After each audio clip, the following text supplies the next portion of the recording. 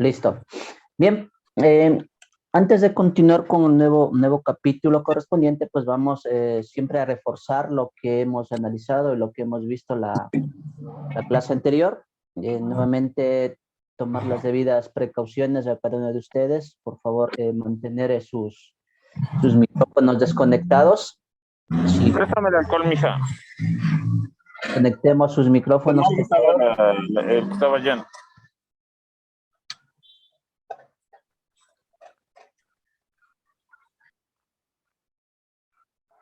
Muy amable. Siempre por respeto y consideración en ese particular. Bien, estábamos analizando particularmente el proceso de control y mando de los circuitos más básicos y simples que de una otra manera pues a usted le va a servir para que usted vaya ejecutando circuitos de control un poco más complejos, ¿no? Habíamos considerado de que el control que nosotros tenemos que dar siempre va a ser a la bobina, ¿no? A través de un sistema de activación o pulsación, como es el pulsador. El segundo, KM1. Es decir, este es el principio, el inicio del proceso de control, de activación y desactivación de la bobina paulatinamente, en las cuales nos va a permitir es activar y desactivar al sistema de fuerza. Ya vamos a estudiar más adelantecito lo que es el sistema de fuerza, pero en este caso lo que a mí me interesa es de que ustedes aprendan a controlar a la bobina. Habíamos considerado este sistema, es una activación directa, ¿no? Tomando en cuenta de que nosotros tenemos un pulsador de marcha, de activación con retorno, ¿no es cierto? Entonces nosotros activábamos, se activaba KM1, dejamos de desactivar, se desactivaba la bobina. ¿Sí? A esto nosotros le acoplamos un sistema de memorización o de enclavamiento, como lo conocen también en el campo de control, ¿sí? A través de un auxiliar. ¿Sí? En este caso nosotros memorizamos el sistema, ¿no es cierto? KM1 y para que quede plenamente activado. Pero en un sistema de control de antemano nosotros necesitamos dar una activación y una desactivación del sistema, ¿no? Entonces, para Llegamos eso, allá, derivíamos las cosas para allá y aquí más por adentro. necesitamos un sistema de desactivación, como es un pulsador de paro, con un contacto normalmente cerrado, una de marcha, digamos aquí S2, y aquí obviamente tendremos la memorización 1314. Como les había manifestado, este sistema o este circuito es el punto inicial. Domina usted este circuito, obviamente ya va a tener bases ya iniciales, una base sólida de cómo yo voy a poder controlar a mi bobina a través de este sistema de memorización. Ya habíamos hecho las simulaciones en el simulador, en donde nosotros dábamos la señal, ¿no es cierto? Y activábamos KM1. KM1 a través del auxiliar 1314 se memorizaba y obviamente quedaba activado cuando se retornaba, ¿no es cierto? Para desactivar teníamos que abrir el sistema y se apagaba KM1, ¿no es cierto? Entonces, este sistema, este circuito es la parte inicial, sí, la base para un sistema de control. Domina esto y va dominando poco a poco lo demás.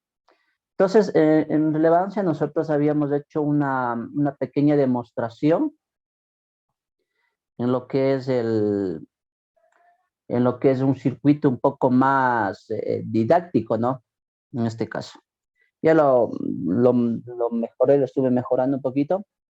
Claro que aquí nos hace falta algunos elementos, ¿no? Pero para una demostración técnica, práctica, obviamente es más que relevante, ¿sí?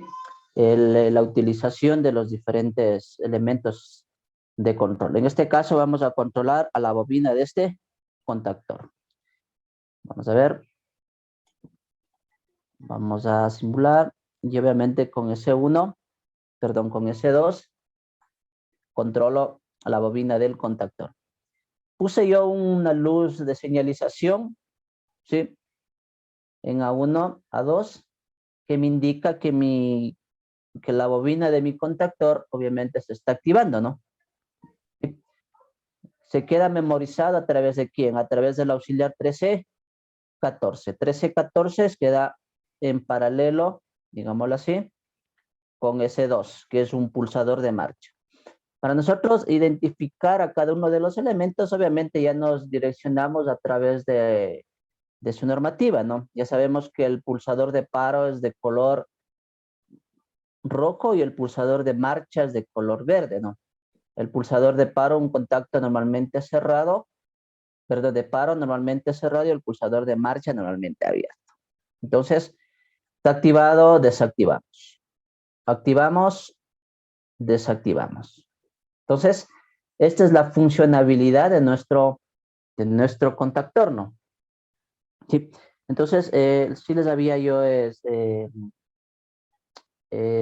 manifestado de que para tener una mejor comprensión y una mejor idea de cómo nosotros podemos utilizar los elementos, obviamente tenemos que reconocerlos de una manera más real. Y este simulador pues nos da esa apertura del caso. Pero voy a indicarles la funcionalidad de este sistema en unos elementos que tengo para ver la funcionalidad que realiza nuestro contactor, ¿no? Entonces vamos a ver.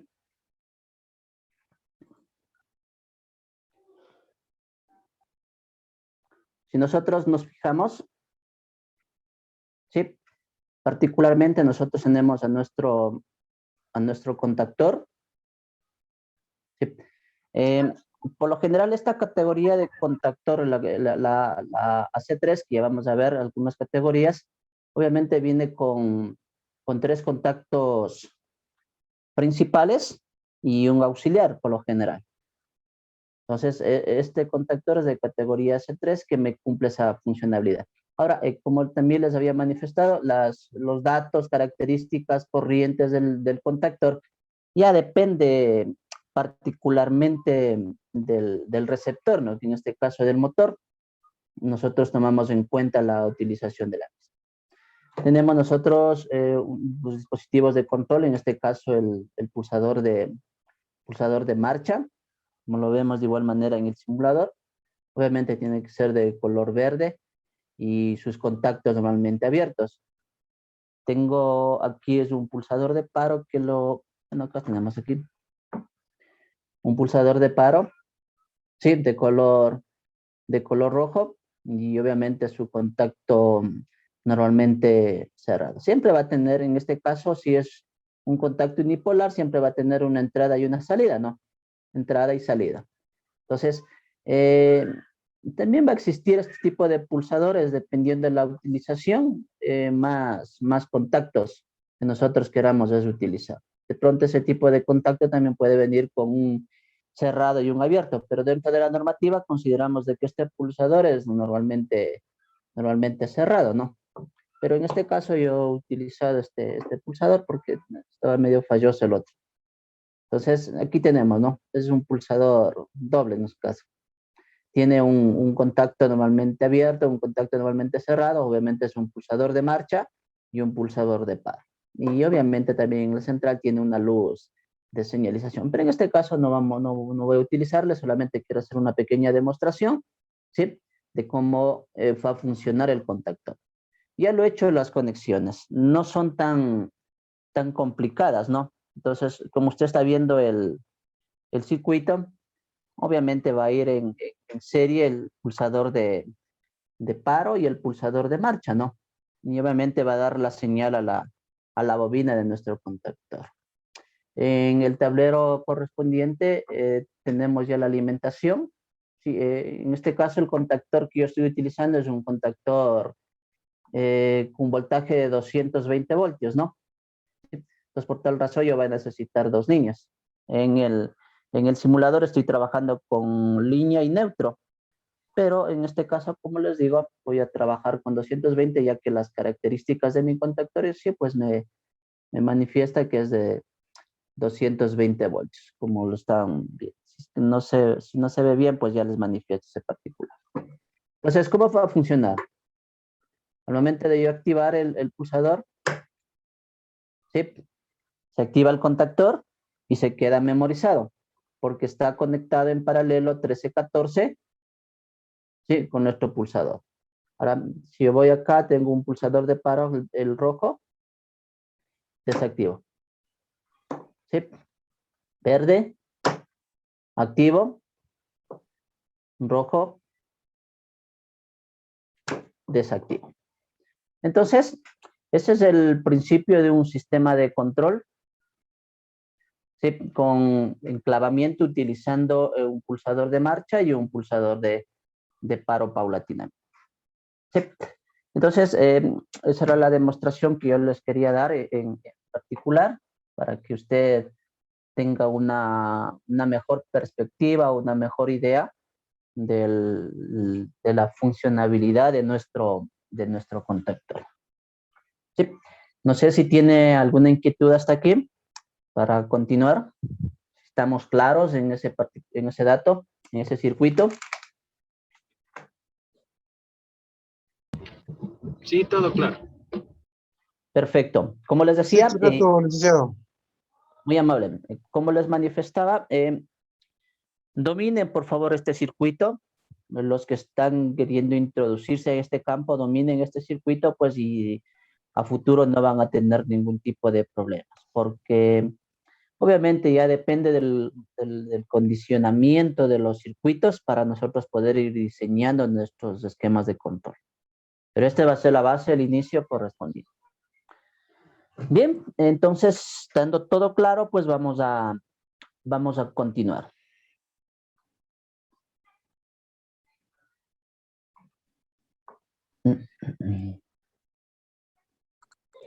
Vamos a seguir analizando nuestro documento, sí, un poquito más para que tenga algunos datos importantes sobre la clasificación y sobre la elección de nuestro contactor. Sí, porque al momento que nosotros vayamos a utilizar o adquirir un contactor, debemos saber para qué nosotros vamos a utilizar o cuáles son las características de nuestro contactor, ¿no? En este caso. Los contactores en sí se van a clasificar por el tipo de corriente de alimentación, sea de corriente alterna o sea de corriente continua. Ya es cuestión de qué tipo de alimentación vamos a darle específicamente a la bobina, ¿no? Ahora, si yo considero la bobina de corriente alterna, obviamente los voltajes idóneos va a ser 110 o 220, ya depende, ¿no? La alimentación que yo le doy. Ahora, si es de corriente directa, obviamente ya va a depender el tipo de alimentación y aplicación que yo lo vaya a dar. Si es de 12 o 24 voltios. ¿Sí? Por la función y la clase de contactos, contactores principales, con contactos principales y auxiliares y los contactos auxiliares. Ahora, en el mercado existen, ¿no? Contactores específicamente que tienen contactos principales y contactos auxiliares, como el que acabamos de utilizar. Este va a tener contactos principales, ¿sí? Y contactos auxiliares específicamente. Entonces, permítanme demostrarles de una vez. Ahora, si nos fijamos aquí, tenemos aquí a ver, permítanme ubicarle bien.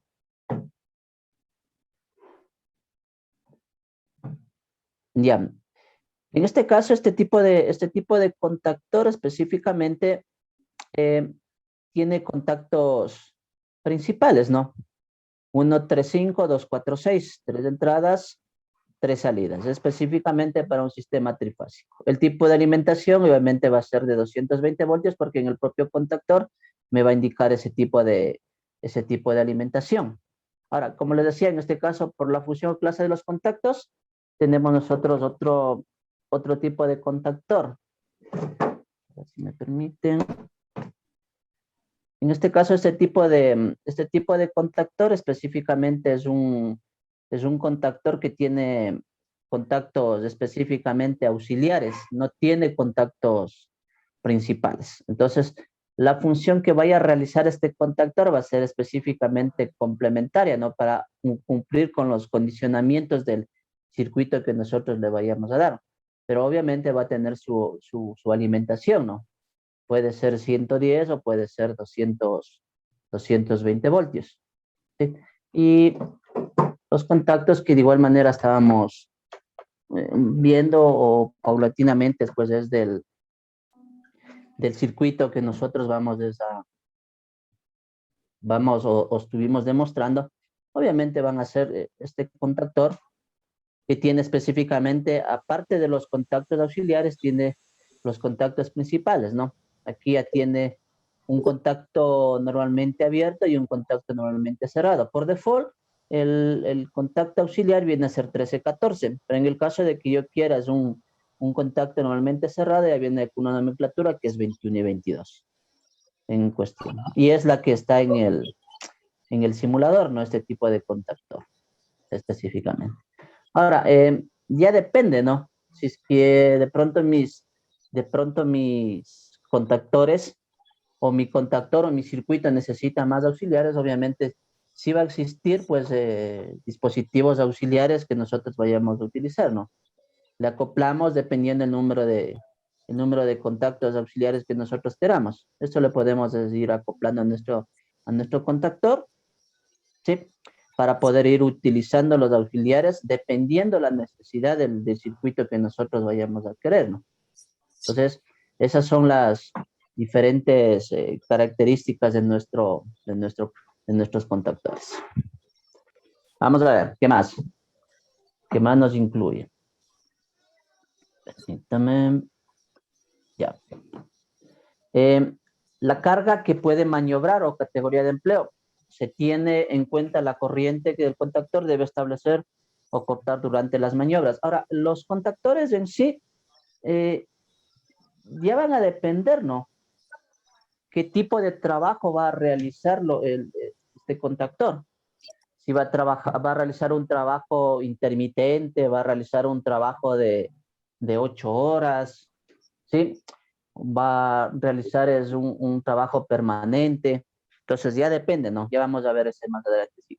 Entonces lo que a mí me interesa tanto en la disposición del contactor, obviamente va a ser la categoría de trabajo que realice, ¿no? Por ejemplo, los contactores tienen categoría AC1, AC2, AC3, AC4. Ya depende, ¿sí? Ya depende para qué yo quiero utilizar mi contactor. En este caso, el taller incluye específicamente para el control de motores, ¿no? Control de arranque de motores. Entonces, la categoría del contactor que nosotros vamos a utilizar es una categoría C3.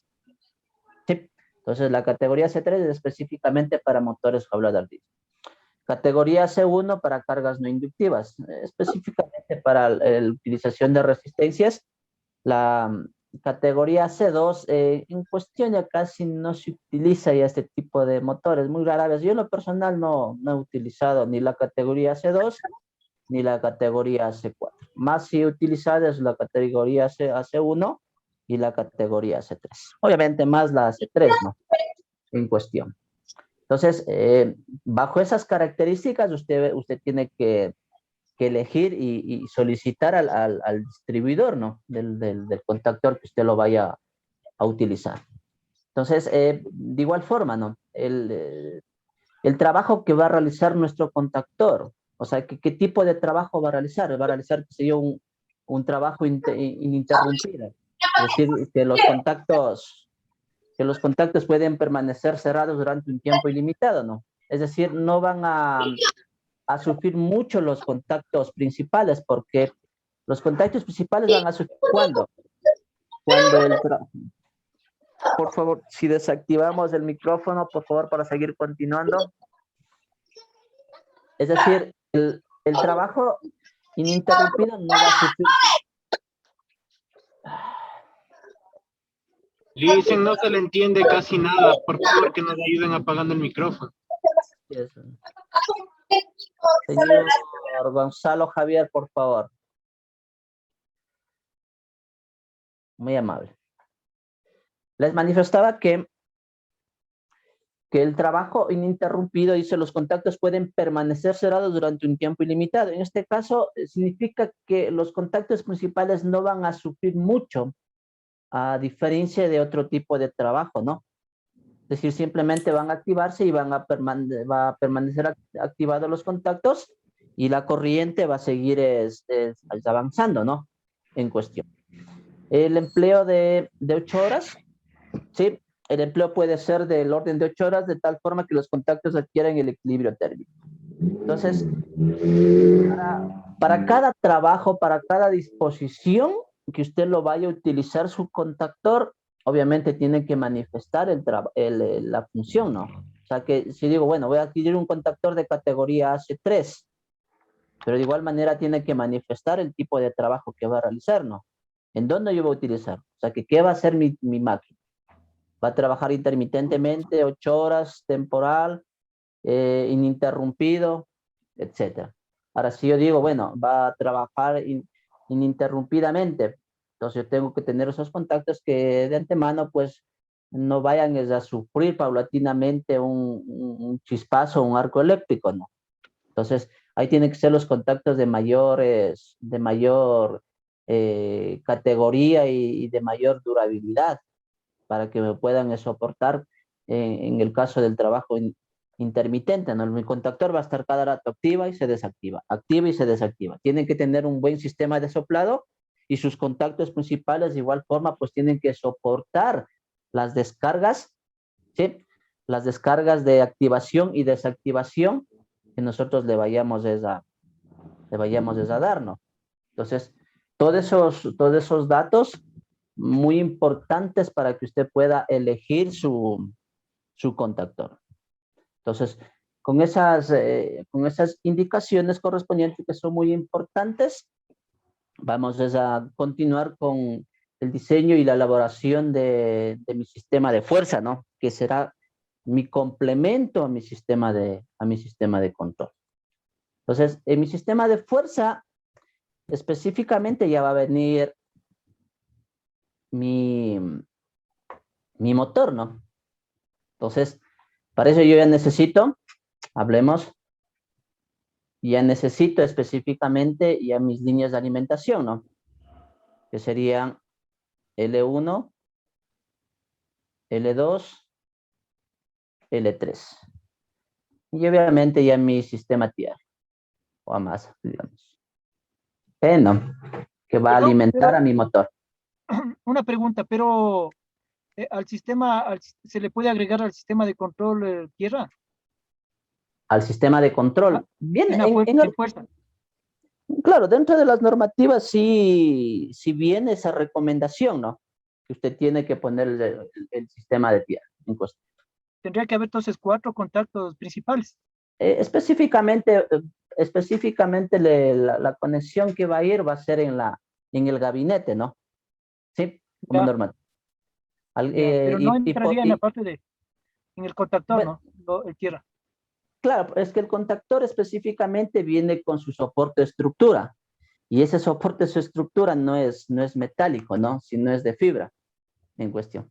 Entonces, para poder nosotros tener una protección o una seguridad, sea para la parte humana, o sea, para la parte de máquina, obviamente ya viene por normativa en el gabinete. En el gabinete ahí ya viene la línea de protección. Pero de ahí específicamente en el motor, no, diremos en el contactor, perdón, no bien, porque el contactor, como les decía, ya viene de fibra, no es metal. Ya, gracias, profe. Entonces, en el sistema de fuerza, como les manifestaba, nosotros ya necesitamos las 3 líneas de alimentación, porque en este caso nosotros vamos a utilizar... Buenas noches, dígame.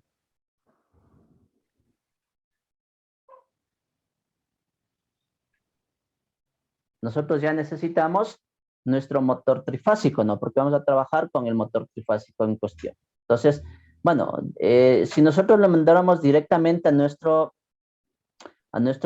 contactos auxiliares, obviamente ya especificar, bueno, ya en el simulador ya le dibujamos con mayor normatividad esta cuestión.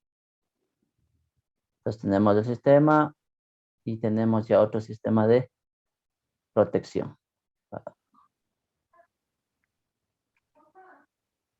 Bueno.